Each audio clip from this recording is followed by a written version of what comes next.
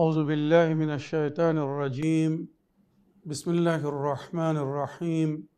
وصلى الله على محمد وعلى آله الطيبين الطاهرين الذين أذهب الله عنهم الرجس وطهرهم تطهيرا. اللهم صل على محمد وآل محمد. ولعنة الدائمة الباقية على أعدائهم ومنكر فضائلهم وغاصب حقوقهم أجمعين من يوم عداوتهم إلى قيام يوم الدين. أما بعد يا عباد الله، أوصيكم ونفسي بتقوى الله، فإن التقوى خير الزاد وبها المعاد، وتنفع يوم لا ينفع فيه مال ولا بنون إلا من أتى الله بقلب سليم. وصلى الله على محمد وعلى آله الطيبين الطاهرين. اللهم صل على محمد وآل محمد وعجل فرجهم. আমার প্রিয় দর্শক ও শ্রোতাবৃন্দ, আসসালামু আলাইকুম ওয়া রাহমাতুল্লাহি ওয়া বারাকাতুহু। আপনাদের সকলকে আন্তরিক সালাম ও শুভেচ্ছা জানিয়ে আজকের অনুষ্ঠান ইসলাম ইন বাংলায় আপনাদেরকে স্বাগতম জানাই। আশা করি আপনারা যে যেখানে আছেন ভালো আছেন, কুশল ও মঙ্গলে আছেন, সুখে থাকুন, শান্তিতে থাকুন, সমস্ত প্রকারের দুঃখ কষ্ট থেকে মুক্তিতে থাকুন। আল্লাহ রাব্বুল আলামিনের কাছে এই কামনা করি। যারা অসুস্থ, আল্লাহ তাদেরকে সুস্থতা দান করুন। যারা ঋণে ভুগছে, আল্লাহ তাদেরকে ঋণ মুক্তি করুন। ওইরূপ যাদের জীবনে কোনো প্রকারের অভাব বা অশান্তি আছে, আল্লাহ রাব্বুল আলামিন তাদের সকলের জীবনে সুখ শান্তি দান করুন ও সকলের মনোকামনা আশাকে পূরণ করুন। আমাদের সকলকে সৎ পথে চলার, অসৎ পথ থেকে দূরে থাকার এবং এক অপরকে সৎ উপদেশ দেওয়ার তৌফিক দান করুন। আমরা যেন সত্য বা হক জিনিসকে জেনে শুনে মেনে তার উপরে আমল করে সেটা অন্যদের সামনে তুলে ধরতে পারি বা সকলের কাছে পৌঁছে দিতে পারি। আল্লাহ রাব্বুল আলামিন আমাদেরকে সেই মনোবল ও নেক তৌফিক দান করুন। আমিন ইয়া রাব্বাল আলামিন। এই দোয়ার সঙ্গে আজকের পর্ব শুরু করতে চলেছি। আজ পবিত্র রমজান মাসের 2 তারিখ, সুতরাং সর্বপ্রথম আজকের দিনের দোয়া পড়ব ও তার তর্জমা করব। তারপরে আজকের রাত্রে কত রেকাত নামাজ পড়তে হবে সেটা বলবো। তারপরে আজকের দিনের ইসলামিক ইতিহাস বা হিস্ট্রি আপনাদেরকে শোনাবো। অবশেষে যতটুকু সময় থাকবে আপনাদের পাঠানো প্রশ্নের উত্তর দেওয়ার চেষ্টা করব। তো আসুন আজকের দিনের দোয়া পড়ি। বিসমিল্লাহির রহমানির রহিম। আল্লাহুম্মা কাররিবনি ফীহি ইলা মারাদাতিক ওয়া জান্নিবনি ফীহি মিন সাখাতিক ওয়া নিকামাতিক ওয়া ওয়াফিকনি ফীহি লিকিরাআতি আয়াতিক বিরহমাতিকা ইয়া আরহামার রাহিমিন। হে আমার প্রতিপালক আল্লাহ রাব্বুল আলামিন, আজ আমাকে আপনার মর্জির নিকটতম করুন। আমি যেন আপনার রাজি ও মর্জির নিকটতম হতে পারি, অর্থাৎ ওই সমস্ত কাজ করতে পারি যে কাজ করলে আপনি খুশি হবেন বা রাজি হবেন। ওয়া জান্নিবনি ফীহি মিন সাখাতিক ওয়া নিকামাতিক, আর আজ আমাকে আপনার সমস্ত আযাব ও গজব থেকে বাঁচান। আজ আমাকে রক্ষা করুন বা আমাকে বাঁচান আপনার সমস্ত সাজা বা শাস্তি থেকে। ওই সমস্ত কাজ থেকে আমি যেন আজ বিরত থাকতে পারি, দূরে থাকতে পারি, যেটা করলে আপনি নারাজ হন আর সাজা দেন বা শাস্তি দেন। ওয়া ওয়াফিকনি ফীহি লিকিরাআতি আয়াতিক, আল্লাহ রাব্বুল আলামিন আমাকে আজকের দিনে আপনার আয়াতের তেলাওয়াত করার, কেরাআত করার অর্থাৎ কোরআন পড়ার তৌফিক দান করুন। আমি যেন কোরআন পড়তে পারি। মনে রাখবেন, যেটা হাদিসে উল্লেখ হয়েছে, লিকুল্লি শাইইন রবি ও রবিউল কোরআন শাহরু রমদান, সমস্ত জিনিসের একটি বাহার হয়, উৎসাহকাল হয়, আর পবিত্র কোরআনের উৎসাহকাল হচ্ছে রমজান মাস, সুতরাং রমজান মাসে অধিক থেকে অধিক কোরআনের তেলাওয়াত করতে বলা হয়েছে। অন্য মাসে কেউ যদি একটি আয়াতের তেলাওয়াত করে তো সে একটি আয়াতের সওয়াব পাবে। রমজান মাসে একটি আয়াতের তেলাওয়াত করা মানে পুরো একটি কোরআন পড়ার সে সওয়াব পাবে। চিন্তা করুন, সূরা আলহামদের মধ্যে 7টি আয়াত, তো যদি রমজান মাসে কেউ সূরা আলহামদ পড়ে তার মানে সে 7 বার কোরআন পড়ার সওয়াব পাবে। এইভাবে একবার ভেবে দেখুন, একটি একটি আয়াত এই ভেবে পড়বেন যে আমি যতটি আয়াত পড়তে পারবো আজ ততটি খতমে কোরআনের সওয়াব পাবো, আল্লাহ আমাকে আজর সওয়াব দান করবেন। তাই এই মাসে বেশি থেকে বেশি কোরআন তেলাওয়াত করবেন। তবে শুধু তেলাওয়াত না, তেলাওয়াতের সঙ্গে সঙ্গে কোরআনের অর্থ, যালিকাল কিতাবু লা রাইবা ফীহি হুদাল লিল মুত্তাকিন, এই গ্রন্থের মাধ্যমে আমাদেরকে হেদায়েত দান করা হয়েছে। তো আমাদেরকে হেদায়েত গ্রহণ করতে হবে। ওই হেদায়েত গ্রহণ করার পরে ওর উপরে আমাল করতে হবে। তারপরে আল্লাহর বাণী, আল্লাহর এই পেগাম হুকুম অন্যদের কাছে পৌঁছাতে হবে। এইভাবে কোরআনের অধিকার বা হক আমাদেরকে আদায় করতে বলা হয়েছে। তো আল্লাহ রাব্বুল আলামিন আজ আমাকে অধিক বেশি থেকে বেশি কোরআন তেলাওয়াত করার তৌফিক দান করুন। বেরহমতিকা ইয়া আরহামার রাহিমিন, নিজের রহমতের মাধ্যমে আপনি তো সর্বাধিক রহমকারী বা রহম করনেওয়ালা। আল্লাহ রাব্বুল আলামিন আমাদের সকলের পক্ষে আজকের এই দোয়াকে কবুল করুন, আমিন ইয়া রাব্বাল আলামিন। এবারে আজকের রাত হবে তৃতীয় রমজানের রাত, দ্বিতীয় রমজানের দিনগত রাত, তৃতীয় রমজানের রাত। সুতরাং আজকের রাত্রে 10 রেকাত নামাজ পড়তে বলা হয়েছে। মনে রাখবেন, এই সমস্ত নামাজ নফল নামাজ, 2 রেকাত করে পড়তে হবে। নিয়ত হবে আমি তৃতীয় রমজানের রাত্রের 2 রেকাত নামাজ পড়িতেছি কুরবাতান ইলাল্লাহ। 2 রেকাত করে পড়ে মানে কমপ্লিট করে আবার দাঁড়িয়ে আবার নিয়াত করতে হবে, আবার 2 রেকাত পড়তে হবে। আর প্রতি রেকাতে সূরা আলহামদ পড়ার পরে, মনে রাখবেন 10 রেকাত নামাজ, প্রতি রেকাতে সূরা আলহামদ পড়ার পরে 50 বার কুল আল্লাহু আহাদ পড়তে বলা হয়েছে, সূরা তাওহীদ প্রতি রেকাতে। নামাজের শেষে তাসবিহ জাহরা সালামুল্লাহ আলাইহা পড়বেন। তারপরে নিজের জন্য, নিজের পরিবারের জন্য, আত্মীয় স্বজনদের জন্য বা যারা দোয়ার জন্য আবেদন করেছেন তাদের সকলের জন্য দোয়া করবেন। এই নামাজ মাগরিব এশা নামাজের পরে যে কোনো সময় আপনারা পড়তে পারেন। এবারে আজকের দিনের ইসলামিক ইভেন্টস বা রমজান মাসের যে ইতিহাস লেখা হয়েছে। দ্বিতীয় রমজান নবী করিম সাল্লাল্লাহু আলাইহি ওয়াসাল্লাম আজকের দিনে ফতে মক্কার জন্যে রওনা হয়েছিলেন 8 হিজরিতে। মনে রাখবেন 8 হিজরিতে আজকের দিনে মানে রমজান মাসের 2 তারিখে নবী করিম সাল্লাল্লাহু আলাইহি ওয়াসাল্লাম মদিনা থেকে প্রস্থান করেছিলেন ফতে মক্কার জন্যে, মক্কা বিজয়ের জন্যে।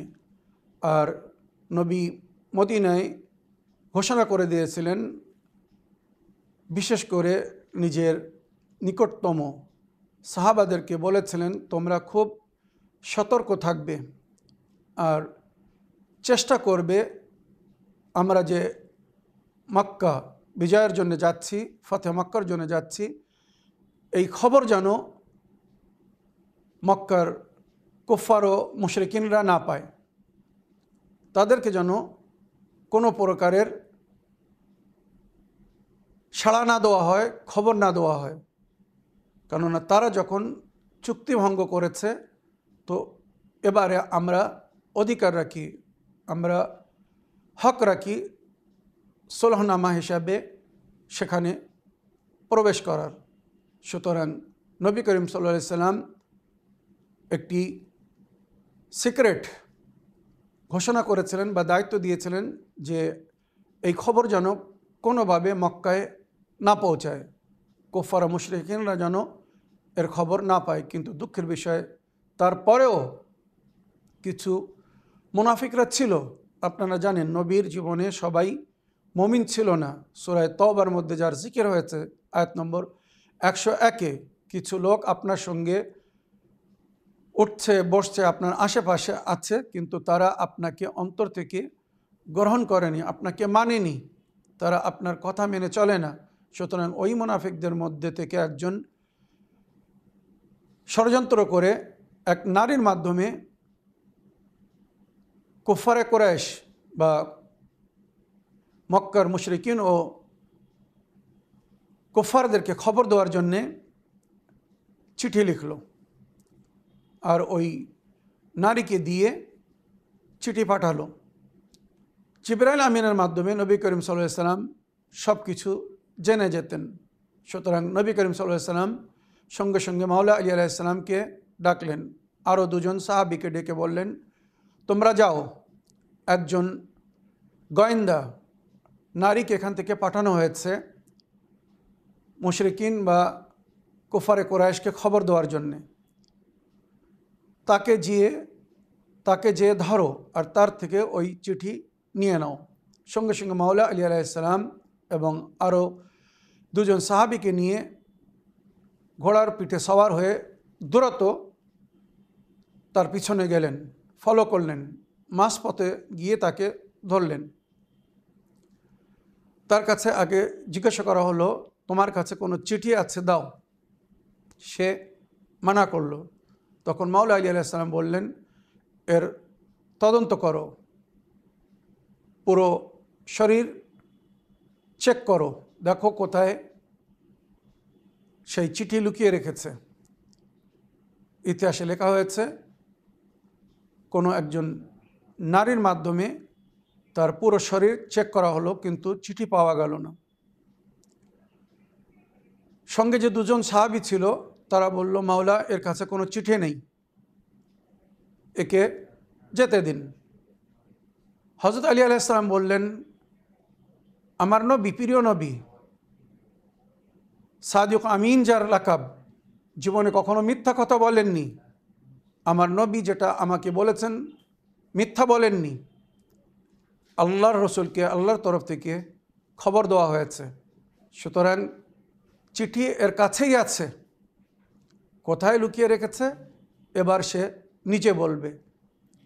এই বলে মাওলা আলী আলাইহিস সালাম নিজের তলোয়ারকে বাহির করলেন। তলোয়ারকে বাহির করার পরে বললেন, স্বেচ্ছায় বলো তুমি চিঠি কোথায় লুকিয়ে রেখেছো, কোথায় গোপন রেখেছো। যদি না বলো তো আমি এই তলোয়ার দিয়ে তোমার করে দেবো। কেননা আমার নবী আমাকে আদেশ করেছেন, যদি চিঠি না দেয় তো তাকে যেন করে দেওয়া হয়, যাতে এই খবর মক্কায় না পৌঁছে যায়। তোমার সামনে আর অন্য কোনো চয়েস বা অপশান নেই, হয় চিঠি দাও আর নইলে মারার জন্য প্রস্তুত হয়ে যাও। সঙ্গে সঙ্গে ওই নারী নিজের চুলের খোপা খুলে, জোড়া যাকে বলে বা খোপা বলে, চুল খুলে চুলের ভেতর থেকে সেই চিঠি বাহির করে দিল, যেটা কিছু মুনাফিকদের তরফ থেকে কুফার ও মুশরিকিন মক্কাকে খবর করার জন্যে যে নবী আসছেন সাথীদেরকে নিয়ে তোমাদের উপরে আক্রমণ করার জন্যে বা মক্কা বিজয়ের জন্যে, ফতেহ মক্কার জন্যে। সুতরাং নবী করিম সাল্লাল্লাহু আলাইহি সাল্লামের আদেশ অনুযায়ী মাওলা আলী আলাইহিস সালাম ওই চিঠি নিয়ে মদিনায় ফিরে আসলেন। সে যখন চিঠি দিয়ে দিল তো মাওলা আলী আলাইহিস সালাম তাকে ছেড়ে দিলেন। তো এইভাবে আজকের দিনে নবী করিম সাল্লাল্লাহু আলাইহি সাল্লাম ফতেহ মক্কার জন্য রওনা হয়েছিলেন। প্রায় 19 দিন পরে উনি মক্কায় পৌঁছেছিলেন আর 20 রমজান মক্কা বিজয় লাভ করেন। ফতেহ মক্কার যে হিস্ট্রি, যে তারিখ লেখা হয়েছে রমজান মাসের 20 তারিখ, মনে রাখবেন। এজিদের পূর্বপুরুষরা 20 রমজানের আগ পর্যন্ত তারা কুফর ও শিরকের মধ্যে ছিল। 20 রমজান 8 হিজরি, নবী করিম সাল্লাল্লাহু আলাইহি সাল্লামের ওয়াফাতের জাস্ট 3 বছর আগ পর্যন্ত এজিদের পূর্বপুরুষরা কেউ ইসলাম গ্রহণ করেনি, কেউ মুসলমান হয়নি। ফতেহ মক্কার পরে তারা ইসলাম গ্রহণ করেছিল মরার ভয়তে, মারা যাওয়ার ভয়তে।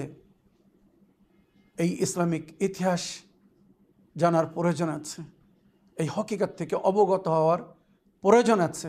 অনেকেই এই জিনিস জানে না, তাই তারা এজিদের বাপকে কাতিবে ওহী বলে, যেখানে নবী করিম সাল্লাল্লাহু আলাইহি সাল্লামের উপরে আয়াত অবতীর্ণ হচ্ছিল যখন ওনার বয়স ছিল 40 বছর। আর নবী করিম সাল্লাল্লাহু আলাইহি সাল্লাম 63 বছর বয়সে দুনিয়া থেকে পর্দা নিয়েছিলেন। আর এজিদের বাপ দাদা এমান এনেছিল নবী করিম সাল্লাল্লাহু আলাইহি সাল্লামের ওফাতের 3 বছর আগে। তাহলে বলুন, 20 বছর আল্লাহর তরফ থেকে যখন ওহী নাজিল হচ্ছিল, আয়াত নাজিল হচ্ছিল, কে লিখছিল, কারা লিখছিল? এই হকিকত যদি উম্মতে মুসলিমা জানতো, মানতো, অনেক ভুল থেকে তারা বাহির হয়ে যেত। যাক, আজকের দিনের ইতিহাস শোনালাম। ইমাম রেজা আলাইহিস সালামকে আজকের দিনে মামুন রশিদ বাধ্য করে নিজের উত্তরাধিকারী বানিয়েছিল। ইমাম রেজা আলাইহিস সালামকে মামুন রশিদ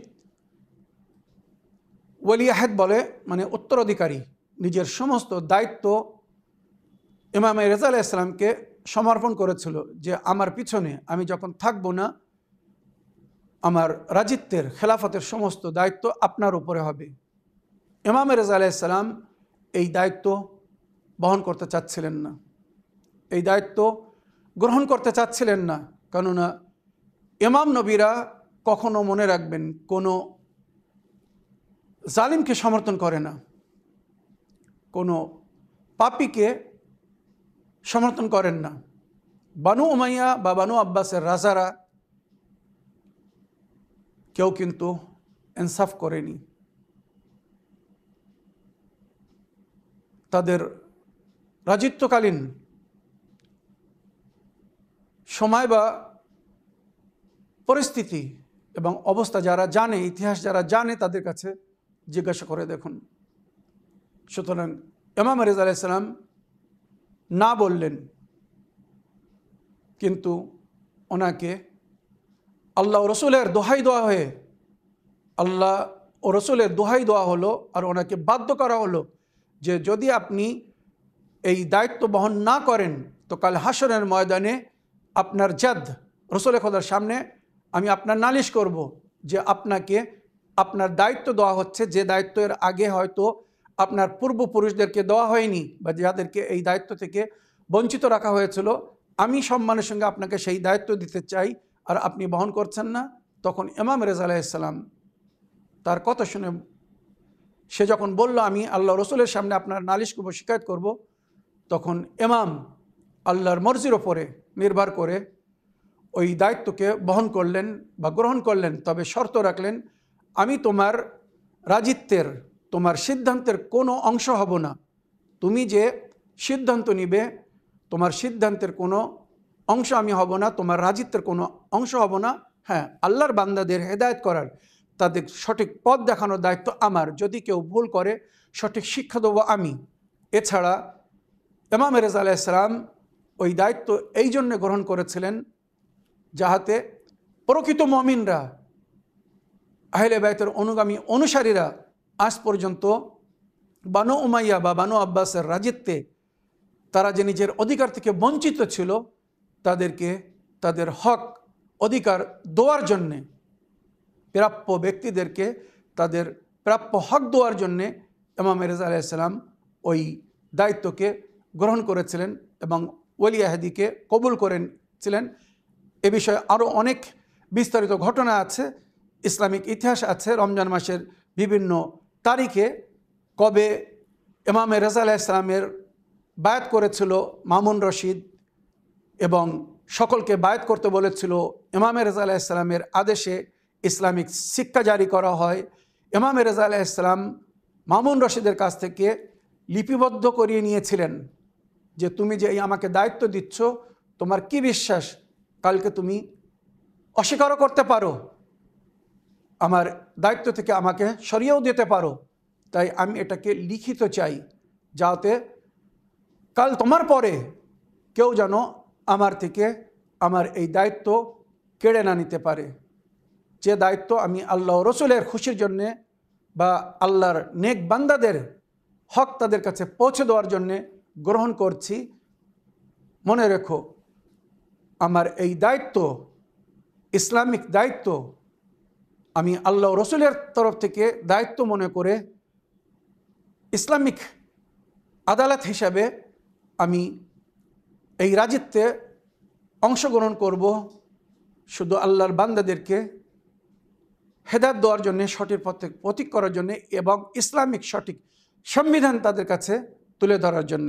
সুতরাং আজকের দিনে 201 হিজরিতে ইমাম রেজা আলাইহিসসালাম ওলিয়াহাদির দায়িত্ব গ্রহণ করেছিলেন। আসুন এবারে আমি আপনাদের পাঠানো প্রশ্নের উত্তর দিতে চাই।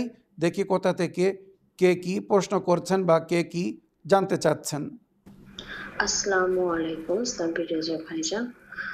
আল্লাহ আপনাকে চোখের জন্য যে আপনি কষ্ট অনুভব করছেন, আল্লাহ তাআলা আপনাকে দ্রুত সুস্থতা দান করুন। ভাইজান, আমি বাংলাদেশ থেকে লতা বলছি। ভাইজান, জান্নাতের চাবি যে বইটি ছাপা হয়েছে, সেই বইটি বাংলাদেশের কোন জায়গা থেকে সংগ্রহ করতে পারি, যদি একটু বলতেন। আসসালামু আলাইকুম ওয়া রাহমাতুল্লাহি ওয়া বারাকাতুহু। ওয়ালাইকুম আসসালাম ওয়া রাহমাতুল্লাহি ওয়া বারাকাতুহু। আমার প্রিয় বোন, আপনার ভয়েসমেলের জন্যে এবং আমাকে দোয়াতে স্মরণে রাখার জন্যে অনেক অনেক ধন্যবাদ জানাই। আপনি আমাদের নিয়মিত দর্শক, সবসময় সুন্দর প্রশ্নের মাধ্যমে আমাদের উভয় অনুষ্ঠানকে সহযোগিতা করছেন। আল্লাহ রাব্বুল আলামিন আপনাকে নেক হায়াত ও নেক হেদায়েত দান করুন। আমার প্রিয় বোন, জান্নাতের চাবি বইটি যেটা আপনাদের উদ্দেশ্যে প্রিন্ট করা হয়েছে, ছাপানো হয়েছে, আপনি বাংলাদেশে কোথা থেকে এই বইটি সংগ্রহ করতে পারবেন সে বিষয়ে জানতে চেয়েছেন। তো আমার প্রিয় বোন, এ বিষয়ে আপনি আলে রসুল পাবলিকেশন, যার দায়িত্বে বা পরিচালক জনাব শাহবাজ ভাই, ওনার কন্ট্যাক্ট নম্বর আমি বলে দিচ্ছি। আপনারা ওনার সঙ্গে যোগাযোগ করে ওই বইটি সংগ্রহ করতে পারেন। তো শাহবাজ ভাইয়ের নম্বর হচ্ছে 01551364529, 015513645229। এটা ওনার লোকাল নাম্বার। তাছাড়া উনি একটা হটলাইন নম্বর দিয়েছেন 019733645229, 019733645229। এই উভয় নম্বরে আপনারা ওনার সঙ্গে যোগাযোগ করতে পারেন। আমার মনে হয় বর্তমানে বর্ডারের অসুবিধার কারণে এই বইটি ভারত থেকে বাংলাদেশে নিয়ে যেতে বা পাঠাতে একটু সমস্যা হচ্ছে। এ বিষয়ে আমি ওনার সঙ্গে কথা বলেছি এবং ভারত থেকে মুখতার হোসেন কুলিয়া ইসলামিক বুক সেলার, ওনাকে দায়িত্ব দেওয়া হয়েছে এই বই বাংলাদেশে পাঠানোর জন্যে, বা শাহবাজ ভাইকে বলা হয়েছে এই বইটি যত শীঘ্র সম্ভব এখান থেকে ওখানে নিয়ে সকলকে দিতে বা প্রোভাইড করাতে। তো আশা করি আপনারা যখন ওনার কাছে ফোন করবেন, দাবি করবেন, তো উনি প্রয়োজন মনে করে যত শীঘ্র সম্ভব হবে ওই বইটি এখান থেকে ওখানে নিয়ে গিয়ে আপনাদেরকে দিয়ে দেবেন। আপনারা শাহবাজ ভাই, আলে রসুল পাবলিকেশন এর পরিচালক উনি, ওনার সঙ্গে যোগাযোগ করুন আর ওনাকে বলুন যত শীঘ্র সম্ভব এই বইটি আমাদেরকে প্রোভাইড করে দিন। আশা করি উনি আবেদন রাখবেন এবং রমজান মাসের প্রথম সপ্তাহেই আপনারা বই পেয়ে যাবেন। আপনাদের জন্য বিশেষ ডিসকাউন্টও দেওয়া হয়েছে। যারা আমাদের চ্যানেল দেখছেন আর চ্যানেলের থ্রু যদি কেউ ডিমান্ড করেন যে আমি চ্যানেল উইনের ভিউয়ার, অনুষ্ঠান ইসলামিক বাংলা দেখি, তো ওখানে আপনার জন্য 20 বা 25% ডিসকাউন্ট দেওয়া হবে। আর যদি কোয়ান্টিটি বেশি নেন, কেউ যদি নিজের মনোমিনদের নামে ওই বইটি হাদিয়া করে বিতরণ করতে চান বা কোনো মসজিদে বা কোনো ইসলামিক সেন্টারে, মাদ্রাসায় বা ইমামবারগায় রাখতে চান, দিতে চান, তো তাদের জন্য আরও একটু বেশি করে ডিসকাউন্ট দেওয়া হবে। আশা করি আপনারা যোগাযোগ করে অতি শীঘ্র বইটি সংগ্রহ করার চেষ্টা করবেন, ফুরিয়ে যাওয়ার আগে ওটা নিয়ে নেওয়ার চেষ্টা করবেন। আমার বাংলাদেশের সমস্ত দর্শকবৃন্দুদেরকে বলছি, আপনারা শাহবাজ ভাই আলে রসুল পাবলিকেশনের সঙ্গে যোগাযোগ করুন। যে নম্বর দেওয়া হচ্ছে স্ক্রিনের ওপরে বা আমি যেটা মুখে বলে শুনিয়ে দিলাম, ওই নম্বরে যোগাযোগ করুন। আসুন আগের প্রশ্ন নিই, দেখি কোথা থেকে কে কি বলতে চাচ্ছেন। আসসালামু আলাইকুম। আমি সৈয়দ মনোয়ার হোসেন বলছি ভরতপুর মুর্শিদাবাদ থেকে। আমার একটি খুব মূল্যবান প্রশ্ন আপনি আমাকে ভালোভাবে বুঝিয়ে বলবেন। আমার প্রশ্ন, আমি 2 বছর আগে একটা স্বপ্ন দেখি। সেই স্বপ্নতে দেখি যে আমি স্বপ্নের মাধ্যমে হজ করতে গেছি এবং হজ করে বাড়ি এসেছি। তার কিছুদিন পর আবার দেখছি আমার পীর সাহেব আমাকে সঙ্গে করে হজ করতে নিয়ে গেছেন। তখন আমি কাদেরিয়া মতে চলতাম। তিনি আমার পীর সাহেব, তিনি পর্দা নিয়েছেন। বর্তমান আমি আহলে বাইত পাকের মতে চলি। এখন বর্তমান আমার ইচ্ছা যে ওই হজে যে স্বপ্ন দেখলাম, আমাকে কি হজ করতে যেতে হবে? কিন্তু হজ করতে যাওয়ার মতো আমার কাছে সমর্থ আছে, আমার কাছে টাকা পয়সা আছে, কিন্তু আমার বয়স হচ্ছে 78 বছর। আমি হ্যান্ডিক্যাপ। কিভাবে আমি হজ এবং পশ্চিমে সমস্ত আহলে পাকের মাজার পাক জিয়ারত করব, আপনি আমাকে জানাবেন। আসসালামু আলাইকুম ওয়া রাহমাতুল্লাহি ওয়া বারাকাতুহু। ওয়ালাইকুম আসসালাম রহমতুল্লাহি ওয়াবারাকাতুহ। আমার প্রিয় চাচা যান, আপনার ভয়েসমেলের জন্য আপনাকে ধন্যবাদ জানাই। আপনি খুব সুন্দর স্বপ্ন দেখেছেন। এটাকে আমরা খুশখবরি বা বাশারাত এবং শুভ সংবাদ বলি। আপনি যত শীঘ্র সম্ভব যদি হজ করতে বা জিয়ারাতে যেতে পারেন নবী করিম সাল্লাল্লাহু আলাইহি ওয়াসাল্লামের, অবশ্যই যান। আপনার চেয়ে তো অধিক বয়স্ক ব্যক্তিদেরকে আমি হজ করতে দেখেছি, জিয়ারাতে দেখেছি।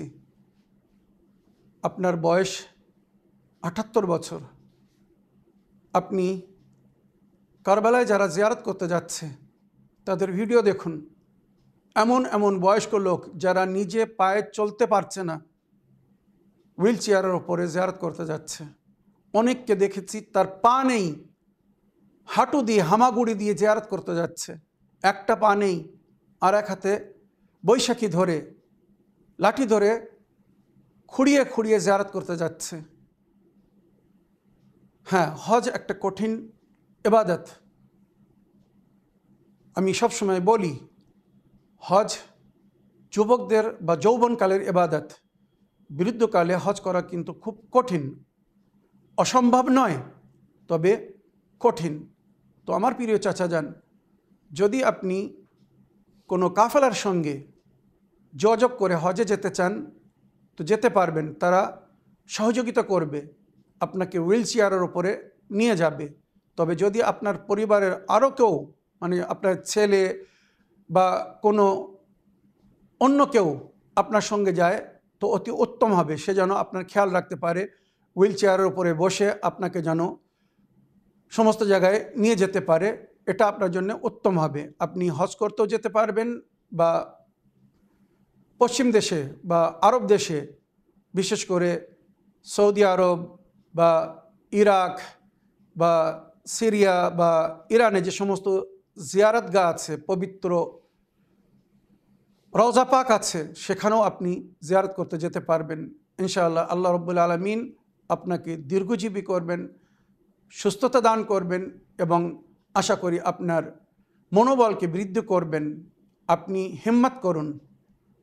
কথায় একটা বলা হয় যে যদি কেউ সাহস করে তো আল্লাহ তার সহযোগিতা করে, নেকিতে আল্লাহ তার মদত করে। তো আপনি একবার নিয়ত করুন, অবশ্যই সফলতা অর্জন করবেন বা সফলগামী হবেন। আপনি অনেক কাফেলা যায়, আমাদের পশ্চিমবাংলা থেকেও কাফেলা যাচ্ছে, বোম্বে থেকে বা বিভিন্ন জায়গা থেকে কাফেলা যাচ্ছে। আপনি কোনো কাফেলার সঙ্গে যদি হজ বা জিয়ারত করতে যেতে চান অবশ্যই যেতে পারবেন ইনশাআল্লাহ। খোদা না করুক যদি আপনি নিজে না যেতে পারেন, সক্ষম না হন, মানে আর্থিক দিক থেকে আপনি সক্ষম কিন্তু শারীরিক দিক থেকে যদি সক্ষম না হন, তখন বলা হয়েছে আপনি আপনার নিয়াবাতে কাউকে হজ করতে পাঠাতে পারেন। কেননা আপনি যখন সক্ষম মোস্তাতি যাকে বলা হয়েছে, তো আপনার উপরে হজ ফরজ হয়ে গেছে। এবারে হজ ফরজ হবার পরে যদি কেউ হজ না করে, তো হাদিস বলছে মাল লাম ইয়াহিজ বাদ আল ইস্তেতা ওয়ামাতা ফকত মাতা আলাল কুফর ও ফকত মাতা ইহুদিয়ান ও নাসরানিয়া।